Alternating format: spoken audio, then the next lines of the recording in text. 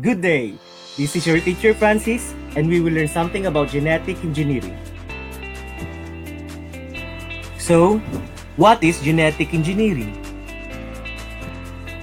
Genetic engineering refers to the direct manipulation of DNA to alter an organism's characteristics or phenotype in a particular way. Genetic engineering is also known as A. DNA fingerprinting, B. GM biogenetics, C. Genetic fingerprinting or modification, and lastly D. Recombinant DNA technology. What really is genetic engineering, or GE? Genetic engineering is the modification of an organism's genetic composition by artificial means, often involving the transfer of specific traits or genes from one organism into a plant or animal of entirely different species. When gene transfer occurs, the resulting organism is called transgenic or a GMO, or genetically modified organism. Genetic engineering is different from traditional crossbreeding, where genes can only be exchanged between closely related species. With genetic engineering, genes from completely different species can be inserted into one another. For example, scientists in Taiwan have successfully inserted jellyfish genes into pigs in order to make them glow in the dark. These are examples of glow-in-the-dark pigs. What an amazing work of genetic engineering! But how does genetic engineering works? To help explain the process of genetic engineering, we have taken the example of insulin, which is a protein that helps regulate the sugar levels in our blood. Normally, insulin is produced in the pancreas, but in people with type 1 diabetes, there is a problem with insulin production. People with diabetes therefore have to inject insulin to control their blood sugar levels. Genetic engineering has been used to produce a type of insulin very similar to our own, from yeast and bacteria like E. coli.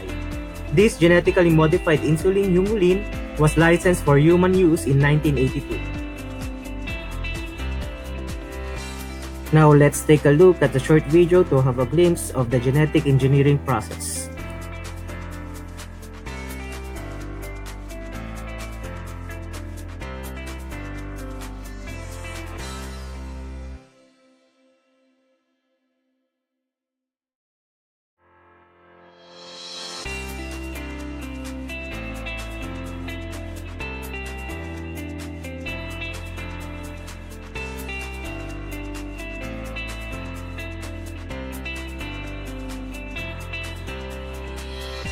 In the process of genetic engineering, we need two types of cell, the human cell and the bacterial cell.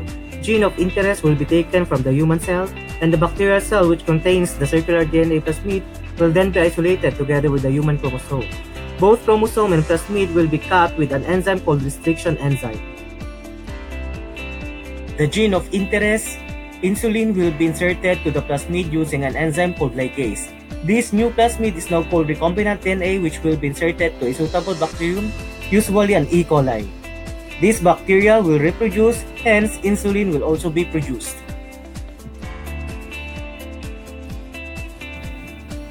Let's take a recap on genetic engineering process.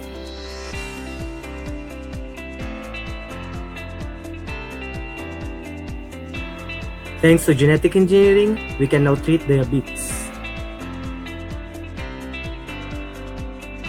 Thank you for listening, and I hope you learned a lot of things about genetic engineering. For the next episode of my video, we will discuss the advantages and disadvantages of genetic engineering. Goodbye and God bless.